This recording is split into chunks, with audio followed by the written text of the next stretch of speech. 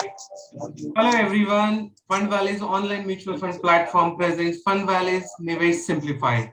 My name is Pawan Mehar, founder of Fundvaliz.com. At Nivesh Simplified, we bring to our listeners very eminent personalities from investment world and understand their ways of investing.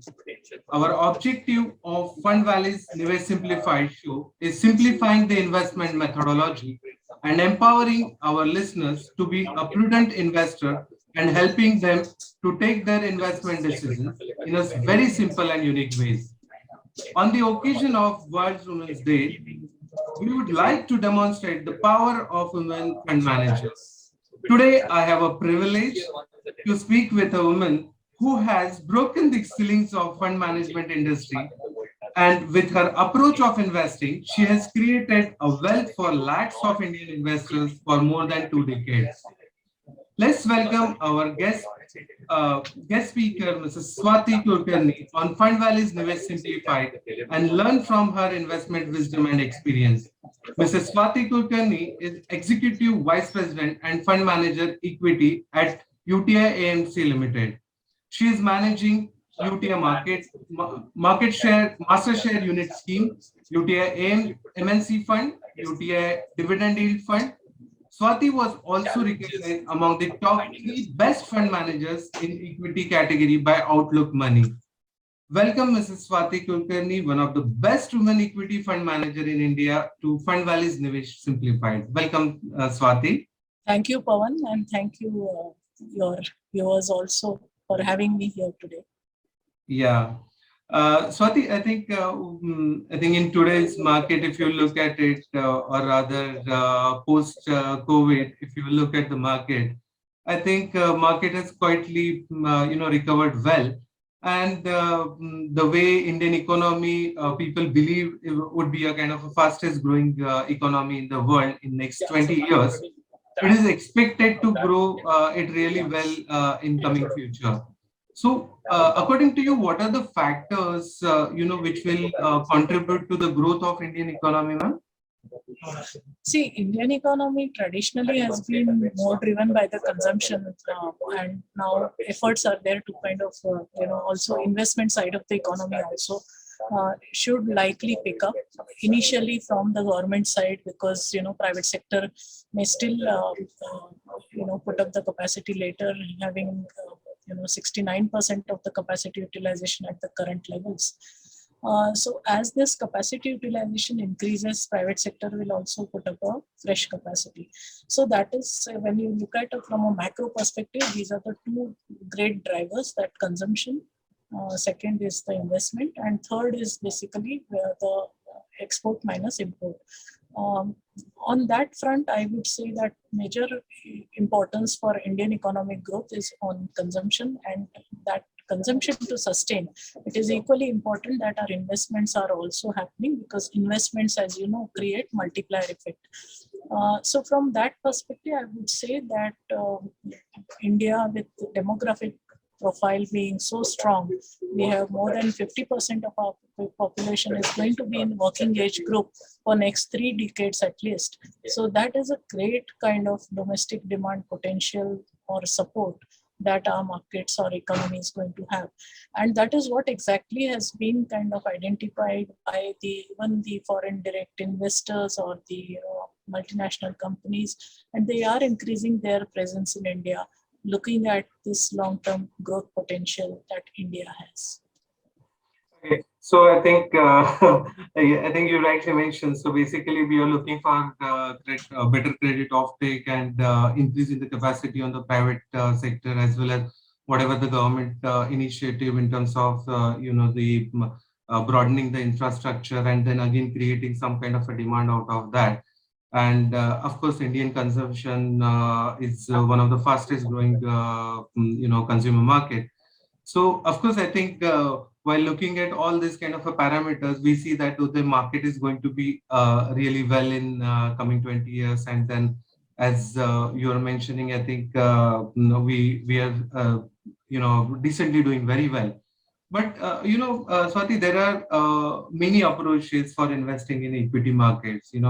Like some people believe in value investing, some people believe in growth investing, some are momentum player, and there are various factor-based players are also there. Or some people invest with a combination of the kind of a philosophy. What style of investing you like the most in overall theme of investing? So basically, I believe India is a growth market, and when it comes to then, therefore, earnings growth is going to be the driver for the equity market returns that as in past. So my style has been towards growth at reasonable price. Typically, I am looking at what is the underlying earnings growth, and what is the kind of reasonable price that I should pay for the stocks where we invest. So my style broadly pertains to that. And when it comes to growth at reasonable price, we are also conscious about what is the competitive franchise that our investee companies have. Because it is important that this growth should sustain. What we are seeing is not what is sufficient for the kind of sometimes the multiples that market is giving to growth stocks. So unless there is an evidence of strong competitive franchise, we typically, if you talk about master share, for example, it's a combination of growth at reasonable price and also strong competitive advantages that the companies in which we intend to invest. So I would classify my investment style based on these two pillars. Yeah, Swati, when you talk about the growth and along with that, you just want to match the reasonable price. Could you please just explain our investors that what exactly this growth at reasonable valuation means? Because Sure. how to identify and how one can have that kind of approach of investing. I think before moving to that, if one is looking at investing in equity, what is important is that the companies are generating cash flow consistently, because unless the consistency of cash flow is there, these companies will not be able to invest for future growth. So that is first of all very important. So just not the near term growth, but the consistency of cash flows to back the future sustainable growth. Secondly, unless these companies are earning more than the cost of capital in terms of the return on the capital that they have invested, they are not going to generate long-term wealth. Now, when it comes to growth at reasonable price investing, we have two, if we can understand the sectors in one, that is a steady kind of sectors who have predictable growth, or either due to the penetration argument, or you can talk about the premiumization opportunities. So we can actually have a sense about the long growth runway for such companies. And here what we actually think that whenever the market is pricing and when we see the near-term earnings multiple, they might look expensive. But if the growth is likely to sustain for a much longer period, I would be willing to give that higher multiple, because the future earnings growth is going to give me the returns in a compounded manner, as long as my the price earning multiple, if you are looking at, is not getting derated. So my returns are going to come from the future earnings growth that the company is likely to make till a foreseeable future. So that is one part of growth at reasonable price.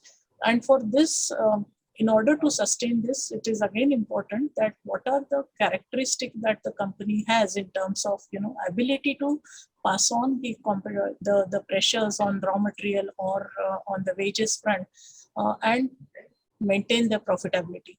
So that's the thought process when it comes to having a competitive advantage in B2C sectors, or sectors where I can classify them as a steady growth sectors.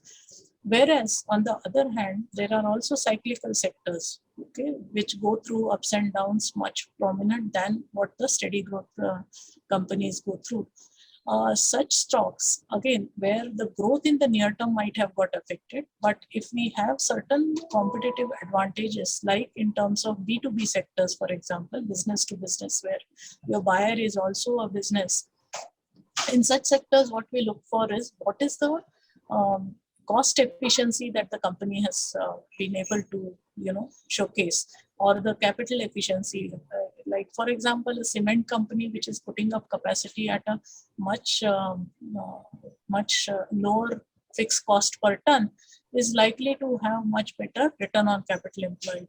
And if such company is also having an advantage on the cost side, that it is able to produce 1 ton of cement at a much cheaper rate than the other players, surely when the the top line or the prices are realization is not in their hands, but what is there in their hands is the cost. So such companies are likely to be much more profitable than the others. So when you look at such competitive advantages in a cyclical industry, you are also probably looking at a investment where the growth at reasonable price could be fit in. So it's a combination of growth at reasonable price and competitive franchise gives us a conviction to stay invested with our stock picks. I hope that is quite.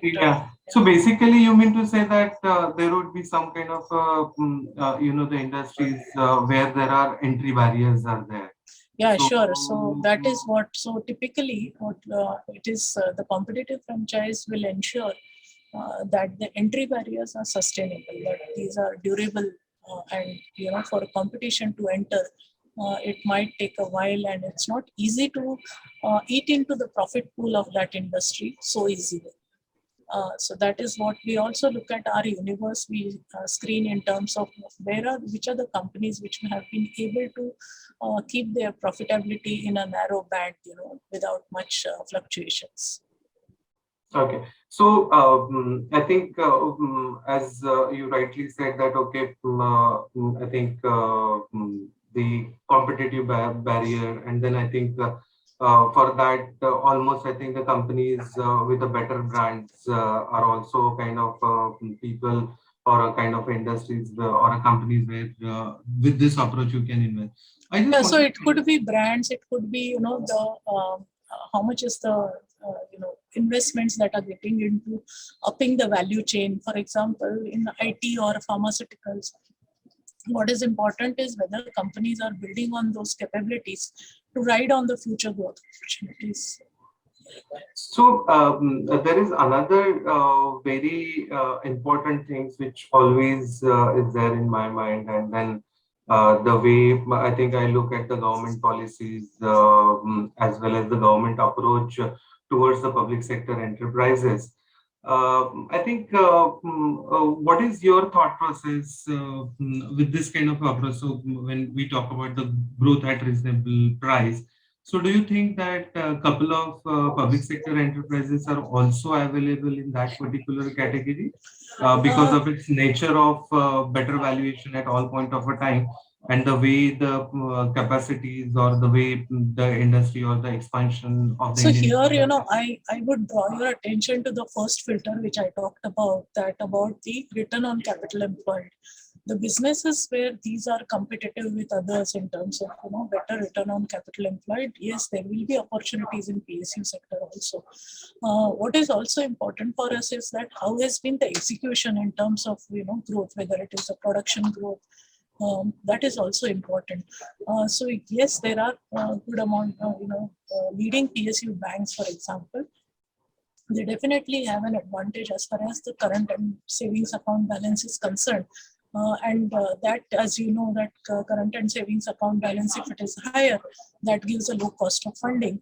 So, and also on technology, these banks have invested well. So they are actually neck to neck in terms of the private sector banks. So I would say that there are opportunities, but we will have to be choosy and looking at from the lens of, what are the future growth opportunities and the current financials that would support those opportunities to be realized. Okay. Then, when we talk about growth at, a reasonable price kind of approach, how, it plays out vis-a-vis only growth approach or only value approach? Because sometimes we say that value theme is not working for a long time, or sometimes only growth works. Sometimes again, value start working. So this kind of approach of yours, growth at reasonable price, how do you position it against the only growth or only value? It, Sure. So when you talk about only growth or only value, these are, so to say, on one extreme, and you will have more of growth in growth-oriented fund, whereas in value style, it will tilt towards more of the valuation or the intrinsic value or the relative value based stock selection. I would say that theoretically, growth at reasonable price would be somewhere in the middle, and in order to kind of avoid these extremities, because there are times when growth may underperform by wide margin, there are times when value may underperform, and there are times conversely when each of these would have a much more outperformance to kind of even out these underperformance of past. So the cycles could be little more sharper as far as the market returns are concerned. Whereas in growth at reasonable price or the blend kind of management, that is expected to be more, I would say, a middle way to reach the final destination of wealth creation. okay, so you mean I think whenever we invest, we always look at the risk and returns parameters.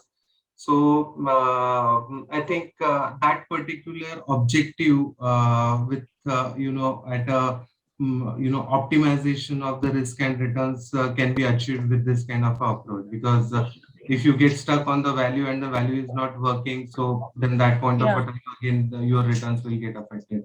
If you stuck on the growth and again growth is not working, then there is a problem. So I think it is but a kind of just I would also like to give a perspective on this. Like at UTI, we encourage the diversity of style. So no one style is perfect in terms of it's like I would say that is not the point of discussion today, that only growth at reasonable price is the perfect right.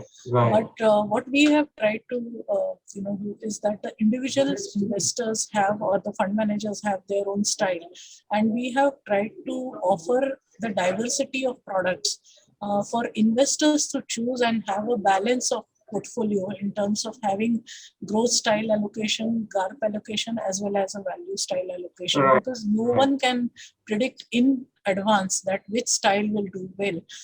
But if you have that, let's say, if you have an inclination to go at value oriented styles, then you have a product which is a value oriented product, and where you could perhaps take a higher allocation when you want to do that.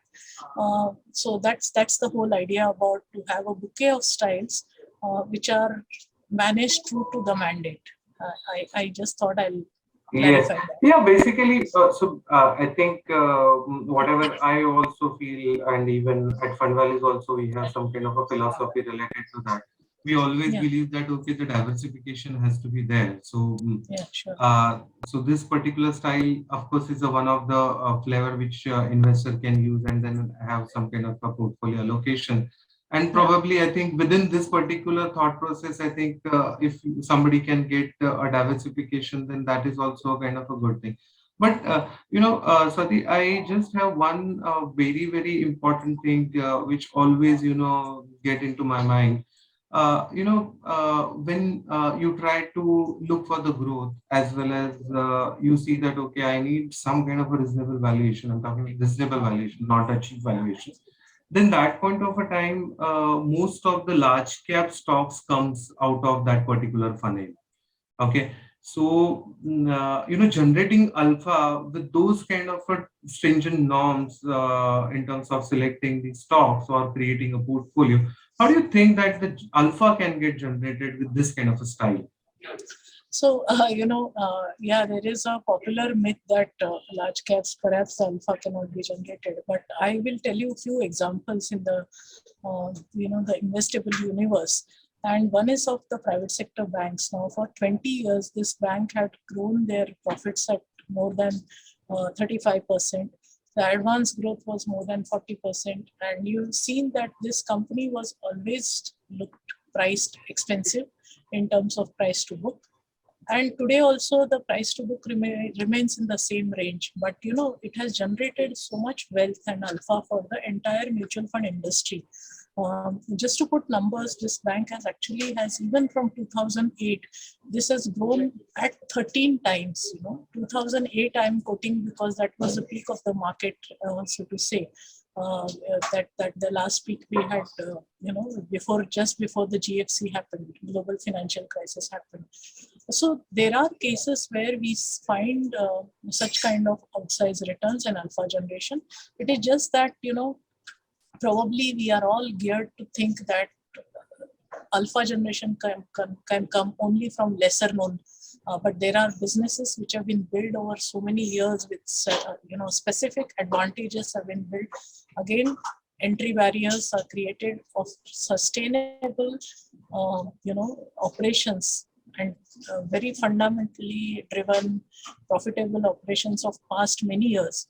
And those businesses definitely in challenging times have also gained market share and they have grown bigger.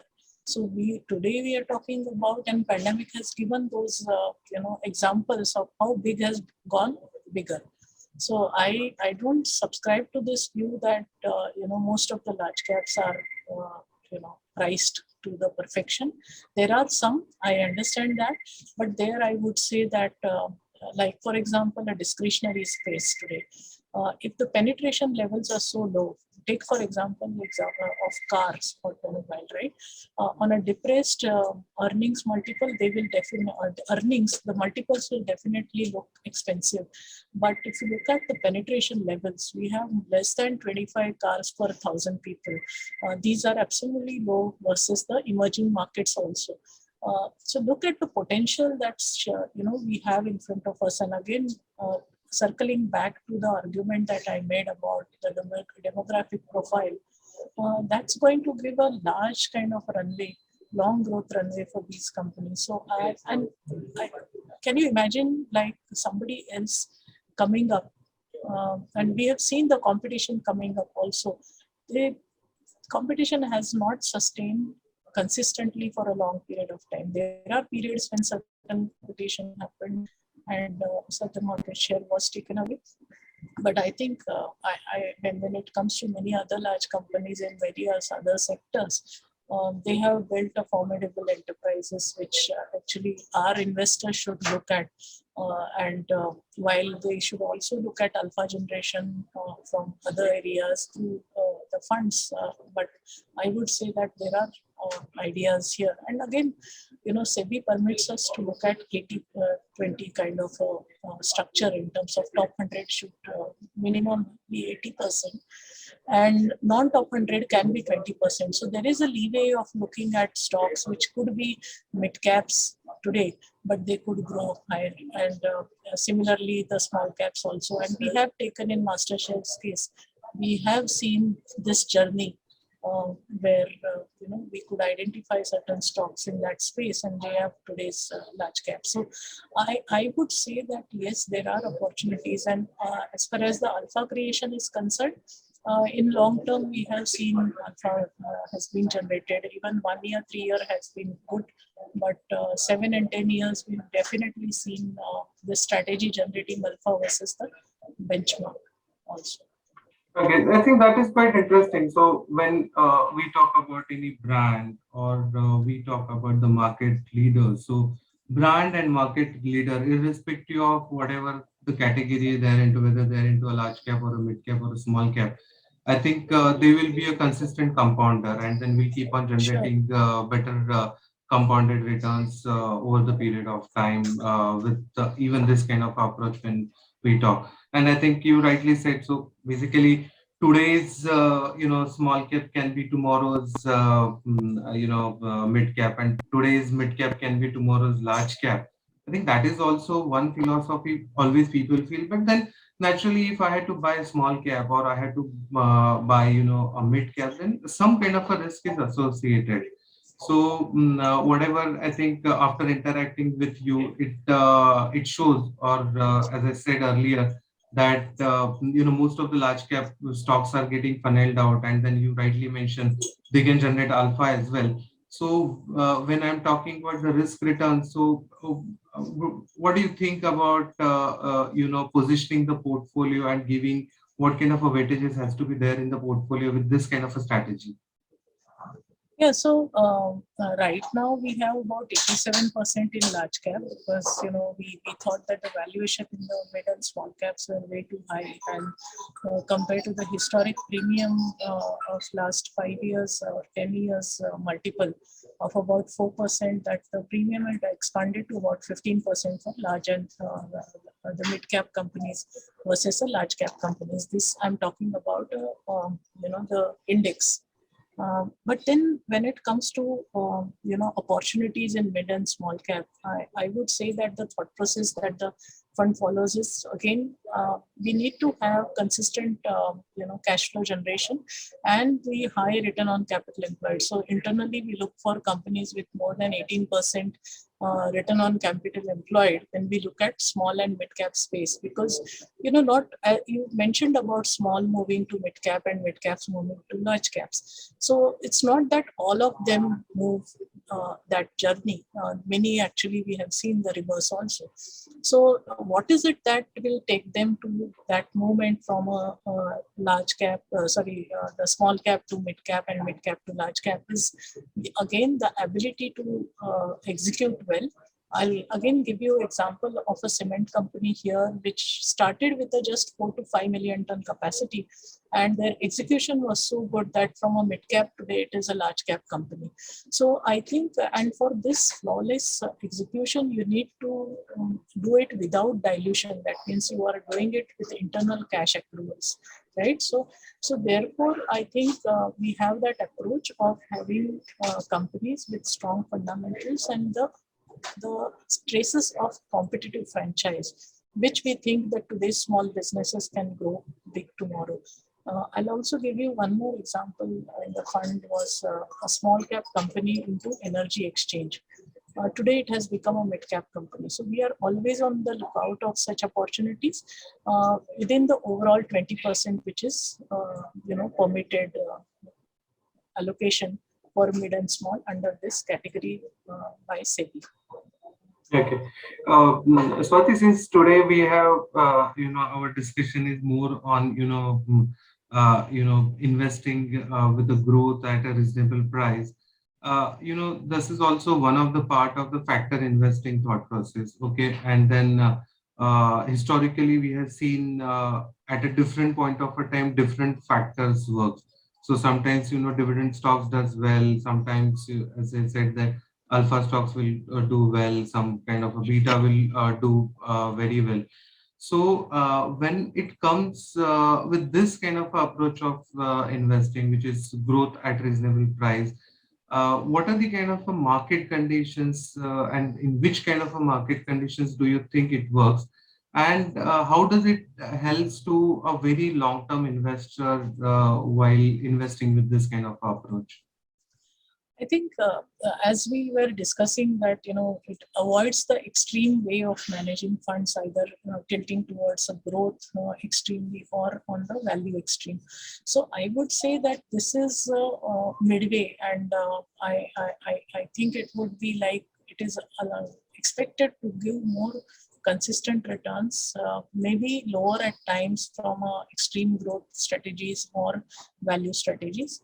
But I think the journey is towards, if I can, give an analogy of driving a car at 60 or 80 kilometers per hour at a consistent rate, rather than, driving it at 110, applying brake for some time and again then, facing the accelerator. So I think something like that I could, Okay. So basically, I think, yeah, you're right. I think you're talking about consistently, I should keep on getting some kind of a return. So probably, I think with the market cycles, those returns will get improvised. The companies, the financial. Yeah, I mean, it is not to suggest that consistently you get positive returns, because with market we do have those.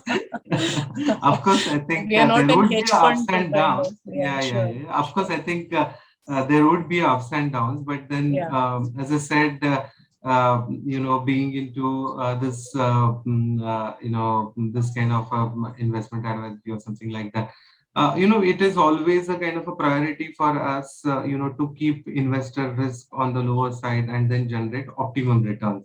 So probably, I think while talking to you, I think we understood that probably, optimizations of returns with a low risk. I think that is a kind of objective which we can Yeah, in very the well sense, if achieve we and do. see MasterShare's performance in past, and of course, it's a standard statement that there is no guarantee about it in future. But if you look at that, these characteristics have played out. Whether it is, the extreme bear phases, where, including the last one when the COVID hit us, when MasterShare's NAV has fallen less than the benchmark NAV, then we have taken a period of about 20% fall in NAV one period, and how MasterShare's NAV has performed. So the downside alpha was, as you were mentioning, that managing with a superior risk-adjusted performance is something which has demonstrated in past. So yeah, I think that is an objective also to deliver, on that lines. Okay. See, Swati, I think whatever a very interesting observation is there. I think the filtrations of the growth stocks with a better valuations or at a reasonable price, which we talk about. But there may be some kind of a mistakes people must be doing while investing with this kind of a style, or rather, there may be some kind of a negligence which may happen while investing in this kind of a style, because that how the corporate numbers are you see on the balance sheet, and then how Yeah. actually those companies are doing. So, what are the kind of mistakes generally happens while following this kind of investment methodology? And how one should avoid those kind of mistakes while looking at this approach of investing. So I wouldn't say that it is only for this kind of strategy, but like, for example, it is general investment mistakes that would happen, and therefore we think that the process is important. In terms of, let's say, I'll give you example of yesteryear's blue chip companies. They are no more blue chip, and they perhaps gone into mid cap. If you look at that, why it would have happened, that journey, reverse journey from a large cap to mid cap, is that the opportunity size that was there, if there is any disruption coming, or there is let's say this company was in power equipment manufacturer and boiler manufacturer. Now this company had lots of opportunity when we were putting up capacities in a particular specification of 500 megawatts and below. But as we moved to supercritical, and country also moved from power deficit situation to power surplus, the future power plant addition started to slow down. And this company's competitive advantage, which was there in a below 500 megawatt kind of a specification, that lost significance as people were moving towards a supercritical 1000 megawatts plus power plants. So we have to be constantly, looking at what is the opportunity, what is the rationale, and if there is any change to that rationale, we should be, nimble-footed to come out of these ideas which may have worked very well for you so far. So that is, I think, a common mistake, that optimistic assumptions about a particular business is something we should be wary of.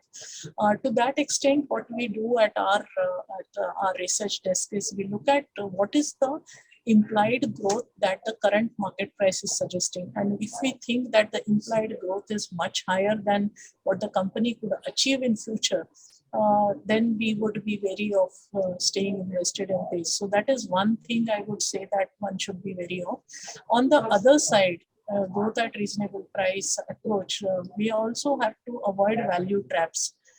And those traps can be really dangerous. We would actually wait for that tactical opportunity to get returns on those stocks rather than a consistent delivery of returns, right? So I think that is something which we tend to avoid by putting a framework of the ROC framework. Let's say if a company is generating only 7 or 8% or less than 10% return on capital employed, when the cost of capital is moving up, it is very difficult for this company to generate economic value add for its shareholders, right? So that is something which we will have to constantly look at. Are there any factors what market is suggesting us why it is valued the way it is valued?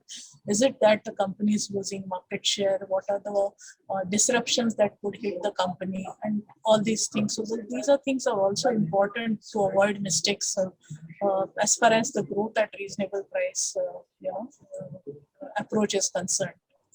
And they are in a way generalistic also, like for any other style.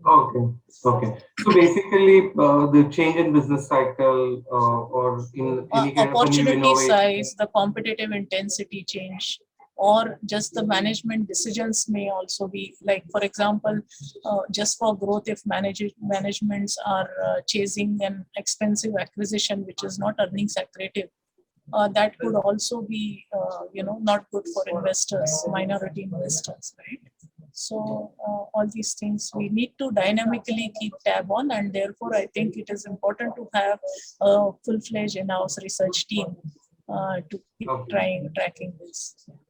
Yeah, so basically, even if you see a growth, but then your cost of capital is going up continuously, so probably Yeah, I mean, if that growth is coming out of expensive acquisitions, that's going to be dilutive, right? So, and then another thing which you are talking about, the value trap. So that means that what kind of so you probably the momentum strategy can also work while looking and then while avoiding that value trap. I think these are two complicated things, like momentum strategy. How would you adopt when let's say it's a value trap? That means you have perhaps not seen much momentum in those stocks at all. Yeah, that's what I'm saying. So whenever you see that any kind of a momentum in a particular stock with a reasonable value and the better growth prospects, but I would say that might be misleading, because there are times when the momentum also catches up in these extreme value stocks, right? And if the investment rationale is not what you are like, you're not happy with the rationale, then perhaps I think that is more important. Like, what is it that you can ascribe for either the growth or the return improvements in these return ratios improvement that you can factor in. If you're not able to do that, just because there is value in that particular stock, I think it will be very difficult to. Yes, there will be opportunities tactically, like you might see those working well, but if you're looking at staying invested for a long term and getting your returns on a every year basis or compounded return basis, I think that kind of logic may not fit in.